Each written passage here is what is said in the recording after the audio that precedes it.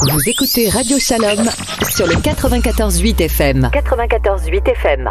Valérie Pérez est venue nous voir dans les studios. Bonsoir Valérie. Bonsoir Bernard. Alors quand je dis est venue nous voir dans les studios, c'est de loin, puisque vous êtes, on le sait, vous êtes l'une des présentatrices stars de I24. Vous habitez à Tel Aviv. Oui. Vous travaillez à Yafo. Et vous êtes venue nous voir à Paris. Un grand voyage et un grand plaisir pour nous. Vous êtes l'auteur d'un livre paru aux éditions Ramsay qui s'appelle Destin de femme. Oui. Alors déjà, on va commencer à se disputer. On dit auteur, on dit auteuse. On dit autrice. Autrice, voilà. Mais je me suis pas fait engueuler parce que c'est pas forcément pour vous l'essentiel. Alors que j'ai appris qu'aujourd'hui, c'est l'essentiel. C'est-à-dire que oui, les femmes et la place des femmes c'est quand même au centre du débat public et social. Non, mais je veux dire, ces politique. questions de vocabulaire, ça vous semble pas un peu ridicule ?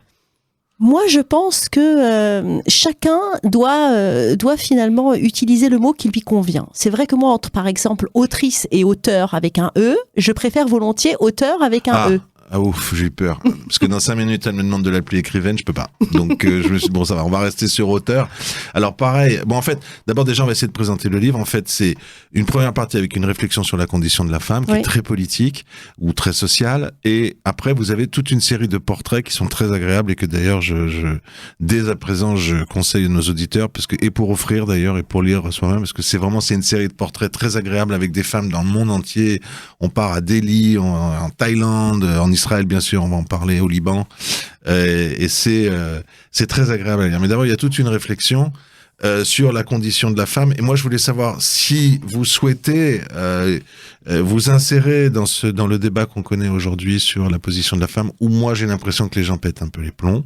Oui. Je sais pas, par exemple, Alice Coffin qui dit « Je ne parle pas aux hommes ». Elle est élue de Paris, mais c'est pas grave, elle est élue que de la moitié des Parisiens, donc que des Parisiennes, les Parisiens les a oubliés. Vous trouvez pas que ça pète un peu les plombs aujourd'hui autour de cette histoire de femmes ? Vous savez, il y a du féminisme radical, et puis il y a du féminisme de raison. On va dire que moi, je fais partie de la deuxième catégorie de ces femmes. Aujourd'hui, il y a encore des inégalités qui sont criantes. Donc, il est normal qu'on essaye de continuer, c'est même pas la guerre, c'est la lutte, pour arriver à au moins une égalité au niveau des salaires, au moins une parité au niveau de l'entreprise. Aujourd'hui, on voit par exemple dans des émissions, par exemple sur TF1 en prime time, une image de la femme qui est super caricaturale. Donc, il est normal qu'on continue à dire qu'il faut absolument que les choses s'améliorent. Mais vous, par exemple, en prime time sur France 2, on vous a fait le coup que certaines de vos consoeurs ont ensuite dénoncé en disant « Si tu perds pas 5 kilos, je te sors de l'antenne, etc. » On vous a fait, alors je dis pas que vous avez... Je ne suis pas indélicat avec Valérie. Sur France 2, non. Mais est-ce qu'on vous a fait genre, si vous n'êtes pas assez jolie, vous présenterez pas le foot ce soir ? Non, mais par exemple, j'ai présenté sur une autre chaîne une émission, je suis tombée enceinte et j'ai pas continué à présenter l'émission. Parce qu'il y a quand même une image de la femme dans l'esprit collectif où on doit être mince, belle, maquillée, etc. Alors que la maternité, ça fait partie intégrante de la femme. C'est magnifique la maternité quand on attend un enfant et quand on élève un enfant. Finalement, on se connaît vraiment en tant que femme. C'est quelque chose pour moi, de fondamental. Alors, je ne dis pas que celles qui n'ont pas d'enfants sont passées à côté de quelque chose parce que c'est un choix et que je respecte complètement la décision de ces femmes. Mais c'est dommage quand même. C'est dommage, mais vous savez, maintenant, c'est très courant, c'est très commun. Moi, je suis arrivée en France il y a une semaine, j'ai acheté des fleurs à des amis pour Shabbat. Et je suis tombée sur une femme qui m'a dit, vous savez, moi, j'ai pas eu d'enfant parce que ce monde me fait peur. Donc, il y a des gens comme ça qui sont dans cet état d'esprit et qui se disent, mais dans quel monde on va faire naître nos enfants ? Voilà. Mmh. Vous dédicacez votre livre tranquillement à mon mari, dites-vous, à votre mari. Mmh. Et là encore, les féministes, elles vont avoir envie de vous mettre contre le mur au Père-Lachaise. Hein. Oui, les féministes radicales. Moi, je fais pas partie de cette catégorie. Je pense que justement, il faut intégrer les hommes justement à cette lutte, parce qu'il y a beaucoup d'hommes qui comprennent que les femmes doivent être à la même, à la même place que les hommes. Je veux dire, une société pour qu'elle aille bien, il faut trouver le maximum du potentiel des gens. Quand vous arrivez à ce potentiel maximum, c'est comme ça qu'une société va bien. Je veux dire, aujourd'hui, on se rend compte avec la vitesse où va la science que peut-être que dans 50 ans, on va pouvoir greffer un utérus. Et puis, ça sera les hommes qui vont porter les enfants, et puis les femmes qui travailleront et puis qui auront une carrière professionnelle. Donc, je pense qu'aujourd'hui, il y a une réflexion en profondeur à avoir sur l'évolution de la société. Vous, un homme qui porte un enfant, vous trouvez que c'est une évolution ? Je ne trouve pas que c'est une évolution. Je trouve que c'est l'évolution. Là, on a un rouleau compresseur aujourd'hui, on le voit. Donc, il faut savoir quel sera le futur pour mieux l'appréhender. Je ne dis pas que c'est bien, je dis simplement que c'est possible. Et aujourd'hui, on a des hommes qui comprennent très bien la problématique des femmes. Parce que vous avez fait aussi tout un chapitre sur ce que vous avez appelé la religion, tout simplement. Vous parlez d'Adam et Ève en disant, bien évidemment, on est tous marqués par le fait que c'est elle qui a fait la première faute, nous dit-on. C'est pas sûr. Pas sûr que c'est elle qui a fait la première faute parce que il y a discussion là-dessus, il y a bataille. Mais par exemple dans la religion juive, je pense que l'idée d'égalité a surtout été remplacée par une autre idée qui s'appelle l'altérité. Et en fait, en gros, je vais pas faire ni le rabbin que je suis pas, ni j'ai envie de dire le faucheton. L'idée que j'ai cru comprendre en judaïsme, c'est voilà, les femmes ont un certain nombre, on appelle ça des mitzvot, les femmes ont un certain nombre de mitzvot à faire, les hommes en ont d'autres, et voilà, et c'est chacun son truc. Est-ce que vous avez l'impression, vous qui êtes israélienne et profondément juive, qui avez une vie juive très intense, même si je ne vais pas rentrer dans les détails, je suis pas sûr que vous soyez très religieuse, est-ce que pour vous, vous avez l'impression que le judaïsme devrait être réformé pour amener une plus grande égalité, ou bien non, voilà, on vit comme ça? Écoutez, encore une fois, c'est personnel. C'est grande ma question. Moi, je pense que le judaïsme, si vous voulez, la place des femmes, c'est une place qui est magnifique. Parce qu'une femme, c'est le pilier de la famille. C'est extrêmement compliqué d'avoir une vie juive quand on n'a personne qui s'occupe des enfants, de la maison, etc. Tout dépend où vous placez votre féminité. Moi, en ce qui me concerne, dans mon judaïsme, par exemple, je ne sais pas ce que vous appelez être religieux. Nous, par exemple, on fait Shabbat, on fait les grandes fêtes. Alors, c'est vrai qu'on habite à Tel Aviv, on est un petit peu marginaux. C'était mieux quand on était à Jérusalem. Ben, j'apprends des choses que je savais pas, c'est aussi bête que ça. Voilà, donc on est quand même dans un état d'esprit où pour nous... Vous êtes ce qu'on appelle chômeur Shabbat à Tel Aviv ? On est chômeur Shabbat. Ah, oui. C'est magnifique. Pour nous, ça fait partie des fondements de notre famille. Moi, mais voilà. Je savais tout simplement pas. Ah, d'accord. Et moi, je me sens très bien. Et ça vous plaît très bien comme ça, la vie telle que vous l'avez. Oui, moi, je suis contente d'être une femme pour mon mari, d'être une mère pour mes enfants, de pouvoir m'épanouir dans mon travail. Je pense que chacun doit trouver son équilibre à l'intérieur de sa maison. Alors, donc, vous avez fait toute une série de portraits. Il y a des années de travail là-dessus, parce que comment on peut aller à Tokyo, en Thaïlande, au Liban, voir Catherine à Lyon. On va commencer par Israël, parce qu'en plus c'est bien, ça fait le lien avec ce que vous venez de dire.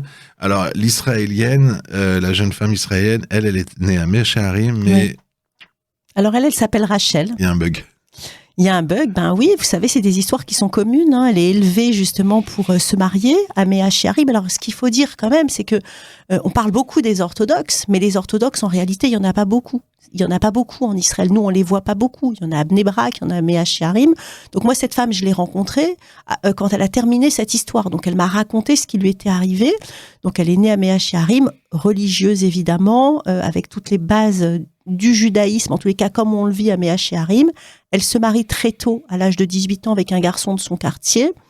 Et elle se rend compte, pendant ces années de mariage, que finalement, ça va pas du tout. Mais elle n'a pas les réponses. Elle ne comprend pas pourquoi. Donc, elle ne fait que parler avec ses copines. Elle se rend compte que ça va pas, ou pour les autres, ça va. Elle a 3 enfants. Et au bout de 3 enfants, elle se rend compte du problème. Son mari est homosexuel. Voilà. Donc, elle décide de tout quitter. Elle décide de partir. Elle habite maintenant à Tel Aviv avec ses 3 enfants. Elle continue à être juive, à avoir une vie juive différente que celle qu'elle avait justement à Mea Shearim. C'est des histoires que vous avez romancées ou qui sont vraies ? Non, j'ai beaucoup romancé. D'abord, j'ai changé les prénoms. J'ai romancé parce que j'ai voulu rajouter de l'émotion. Vous avez des gens qui vous racontent et en fait, quand ils vous racontent, ils ont honte. Donc, ils veulent pas vous dire qu'ils ont énormément souffert. Mais je sais que cette femme-là a beaucoup souffert. Ça a été très dur pour elle de sortir de là et puis de réapprendre à vivre normalement. Je crois qu'on peut jamais sortir de Mea Shearim, moi. Elle est sortie. Oui, mais je crois que tu sors, ta tête, elle sort pas. Ben, c'est très dur. Elle est tout le temps dans le souvenir de la manière dont elle vivait avant. Mais ce qui la guide, et je pense que ce qui lui donne cette énergie pour avancer, Ce sont ses enfants. Parce que ses enfants, elle veut tout pour eux, mais c'est vrai que retrouver un travail, arriver dans un monde c'est même pas, je veux dire, c'est tellement différent, quoi. On est dans 2 planètes différentes. Entre Méachiarim et Tel Aviv. Moi, Même pas dans le même pays. Je lui tire mon chapeau bas parce qu'elle a réussi. Elle a réussi ce challenge et c'était très dur. Mmh. Catherine, on dit un mot de Catherine à Lyon? Oui, alors Catherine... Un tout autre univers. C'est un tout autre univers. Et Catherine, j'ai voulu raconter cette histoire parce que justement, je vous rejoins, il n'y a pas que des femmes que des femmes qui souffrent, il y a aussi des hommes qui souffrent.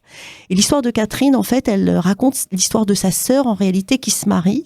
C'est un mariage, en fait, qui est réfléchi. Voilà, elle savait exactement ce qu'elle voulait. Et en définitive, elle se marie avec un homme à qui elle enlève la garde de ses enfants parce qu'elle demande de l'argent. Donc, je sais qu'il y a des femmes qui sont aussi abominables. On en venait tout à l'heure aux 2 notions de féministes radicales et féministes de raison. Et on sait qu'il y a des femmes aussi qui sont terribles et qui font souffrir les hommes. Et j'ai voulu parler de cette souffrance d'un homme qui ne peut pas voir son enfant, ses enfants régulièrement, parce que maintenant, vous avez des papas qui sont des papas poules et que c'est extrêmement difficile, justement, ces périodes de divorce où il faut trouver une manière de continuer à vivre ensemble malgré la séparation. On a tous vécu ça, on est tous passés par là, et c'est vrai qu'aujourd'hui... Pas tous, mais on est nombreux. On est nombreux à être passés par là, hélas, parce que c'est vrai que c'est pas gai. Et aujourd'hui, il faut aussi parler de ces hommes qui souffrent parce qu'ils voient plus leurs enfants comme auparavant. Le Liban? Alors, le Liban, c'est l'histoire de Saria. J'adore l'histoire de Saria. C'est la première histoire que j'ai écrite. Donc, cette jeune femme, je ne l'ai pas rencontrée. C'est une histoire que j'ai vécue de près. Donc, j'étais jeune journaliste. J'avais une consoeur qui s'appelait Béatrice, qui était libanaise et qui était très proche de sa cousine Saria. Et elle me raconte l'histoire. Elle me raconte l'histoire. On a des nouvelles de Saria. Donc Saria a 18 ans, se marie, un mariage un petit peu forcé avec un garçon de sa rue. On a même choisi avec elle la photo de la robe de mariée, parce que là-bas au Maroc, au Liban, les robes de mariée sont magnifiques. On s'endette. On s'endette, exactement. Très vite, un enfant va arriver. Elle va être femme au foyer, elle va pas travailler, elle va avoir une relation fusionnelle avec cet enfant qu'elle adore. Et un jour, par simple courrier, elle apprend qu'elle est divorcée. C'est comme ça. Au Liban, on peut divorcer par procuration, c'est la loi. Et en plus de tout, ce sont les pères, et exclusivement les pères, qui ont la garde des enfants. Et elle ne pourra récupérer que son enfant qu'après une longue bagarre juridique, et s'il le veut bien, quand il aura 14 ans. Donc, elle raconte sa souffrance, elle raconte lorsqu'elle le voit le week-end, elle ne veut pas dormir pour profiter de sa présence, même quand il dort. L'amour d'une mère. L'amour d'une mère. Et je me dis, si vous voulez, moi j'ai le voir dormir. Très impactée parce que je me dis aujourd'hui, voilà, j'ai pas son histoire, mais si j'étais née au Liban, il me serait sans doute arrivé la même histoire. Alors, vous savez que la sociologie évolue au Proche-Orient parce que de plus en plus de femmes travaillent. Alors vraiment, on aura bouclé la boucle en fait sur notre conversation parce que on revient à une réflexion plus politique ou économique. Aujourd'hui, les femmes ont une autre forme de pouvoir parce que par exemple, dans le monde religieux, si on parle de Jérusalem, dans tout le Proche-Orient est concerné. À partir du moment où une femme vient et amène quelque chose sur la table à la maison, elle a du pouvoir. Et donc les choses se rééquilibrent peut-être un peu au Proche-Orient. Je sais pas, parce que regardez, à Méachiarim, toutes les femmes travaillent. C'est elles qui travaillent pour faire vivre la maison, puisque le mari va étudier dans les yeshivot. Donc est-ce que le fait d'apporter à manger sur la table, ça donne une reconnaissance? Est-ce que finalement, c'est pas l'épanouissement personnel, le fait de faire quelque chose qui donne un équilibre, qui entraîne reconnaissance? Parce que finalement, ces femmes qui ne travaillent pas et qui élèvent leurs enfants, elles font quelque chose d'incroyable. Elles travaillent toute la journée. Il faut s'en occuper d'une maison, des enfants, des devoirs, de l'école, du ménage. Mais ça n'entraîne aucune reconnaissance. Donc c'est peut-être sur ça qu'il va falloir un petit peu travailler. Ça sera une très bonne réflexion pour la fin. Valérie Pérez, vous qui êtes l'auteur du livre Destin de femme paru aux éditions Ramsay, on m'a dit qu'il est déjà en rupture de stock. Rupture de stock, prix Edgar Faure. Donc voilà, prix Edgar Faure. On est très contents parce que voilà, les femmes, comme je le disais en préambule, sont au centre vraiment du débat social et politique. Et c'est vraiment bien. Continuons. Valérie Pérez, sur Radio Shalom, tous les soirs, on pose une question aux auditeurs. Ça, c'est le forum des auditeurs. Oui. Et vous allez être notre première auditrice à répondre à la question. C'est très simple. En fait, aujourd'hui, en Israël, c'est la journée de la Aliyah. Oui. Le Premier ministre, Naftali Bennett, a fait un grand discours. Bon, c'est la journée de la Aliyah. Alors, donc, nous, on va le faire comme tout le monde. En plus, les Olim de France sont très importants maintenant en Israël. Les chiffres sont imposants. C'est une vraie communauté française aujourd'hui en Israël. Et vous habitez en Israël. Et vous travaillez en Israël. Est-ce que vous êtes parti en Israël parce que c'était une opportunité de travail? Et quand on est journaliste, vous avez eu ce poste formidable à I24, mais il est à Tel Aviv. Ou bien est-ce que c'était aussi un choix de société? Et comme ça, vous allez être la première à répondre à notre forum des auditeurs ce soir. Est-ce que pour vous, faire la Aliyah, c'est en soi un geste, ou bien non, votre travail était là-bas? Non, alors moi, en fait, quand je suis arrivée en Israël, je suis arrivée en août 2012. Je suis partie après les événements de Toulouse parce que ça m'a énormément traumatisée, que j'avais des petits-enfants et que je me suis mise à flipper. Je me suis dit, je vais pas pouvoir comme ça élever mes enfants tranquillement alors que y a un antisémitisme comme ça qui finalement est sous nos yeux. Donc, je suis partie en Israël par idéalisme, parce que j'ai voulu vivre l'histoire du peuple juif et que j'avais vraiment envie de savoir ce que c'était qu'être israélienne, parce que j'étais partie en vacances en Israël, mais je savais que c'était dur d'habiter en Israël, donc j'avais pas de boulot. Quand je suis partie, je ne savais pas du tout ce qui allait m'arriver. J'ai trouvé I24 après. Ah oui. Je suis partie enceinte. Parce qu'ils ont débauché beaucoup de monde. Moi, je croyais vous avez débauché en France. Non. Du tout. Je suis partie enceinte et j'ai eu mon dernier enfant à Jérusalem. Mon mari est médecin et au départ, c'était extrêmement dur pour lui de travailler. Donc, il a fait ce qu'on appelle l'Aliyah Boeing, donc des allers-retours. C'était très dur pendant 3 ans. Mais si la question c'est est-ce qu'il faut partir en Israël et comment ça se passe la vie quand on est français en Israël, il faut vraiment venir parce qu'on a une vie magnifique. Ah bon, ok. Alors voilà, on a notre première réponse. C'est Valérie Pérez qui nous la donne. Valérie Pérez qui est journaliste à I24 et l'auteur d'un livre très remarqué qui s'appelle Destin de femme, qui est paru aux éditions Ramsey, qui est prix Edgar Faure et qui est entre autres, après quelques pages de réflexion en première partie, toute une galerie en fait de portraits de femmes à travers le monde. Valérie, c'est un vrai plaisir de vous recevoir. Merci Bernard. Moi, je suis vraiment ravie d'être venue chez vous. C'est un bonheur. En plus, vous êtes situé dans un quartier que j'adore, qui me rappelle ma jeunesse et mon enfance. On est dans le carré du Temple. Voilà, j'ai eu mon bac au lycée Turgot en face. Donc en face de la maison. Ah bah magnifique. Allez, c'est des juifs c'est un quartier historiquement juif qui s'est un peu vidé au niveau de sa communauté. Les gens sont partis un peu dans le 17e, ils sont un peu plus loin. Ou bien ils sont partis à côté de chez vous, à Neve Tzedek, à Tel Aviv. Ça, il y a ça aussi. Il y a beaucoup de juifs français en ce moment qui viennent en Israël. On les voit débarquer. Au revoir Valérie. Bonsoir. Au revoir Bernard, merci. Sur votre téléphone portable, retrouvez-nous en téléchargeant l'application Radio Shalom ou en cliquant sur radioshalom.fr.